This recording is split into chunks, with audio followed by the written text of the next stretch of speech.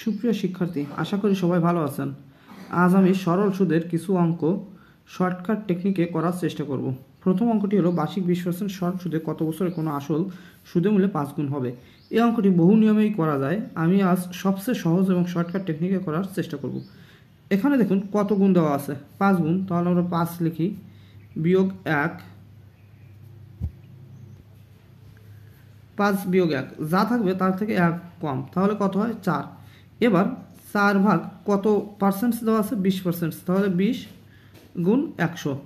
এটি করলেই যে উত্তর আসবে সেটি আমাদের কাঙ্ক্ষিত উত্তর। 0 0 কাটা 2 2, তাহলে 10 দুগুণ 20, অর্থাৎ ক নম্বর হচ্ছে উত্তর। আশা করি আপনারা সবাই বুঝতে পেরেছেন। আমি আরও একটি অঙ্ক দেখাই। বার্ষিক 25% সরল সুদে কত বছরে কোনো আসল সুদে মূল্যে 4 গুণ হবে। তাহলে আমি কি বলেছিলাম, যত গুণ থাকবে তা থেকে 1 কম, অর্থাৎ 4 থেকে 1 কম হলে হয় 3 ভাগ কত পার্সেন্ট, 25%, আর সবসময় গুণ 100। এবার 25 কে 25, 4 25 100, তাহলে এটির উত্তর হবে 3 4 12, অর্থাৎ উত্তর হচ্ছে 12 বছর, ক।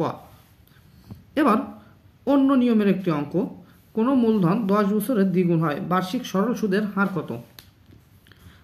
আমরা এখানে খেয়াল করব কত গুণ দেওয়া আছে, দ্বিগুণ, তাহলে 2 থেকে 1 কম, অর্থাৎ 1 ভাগ কত বছর বলছে, 10 বছর, 10 গুণ 100, এটি কাটাকাটি করি তাহলে হয় 10, সুতরাং এটির উত্তর খ, 10%।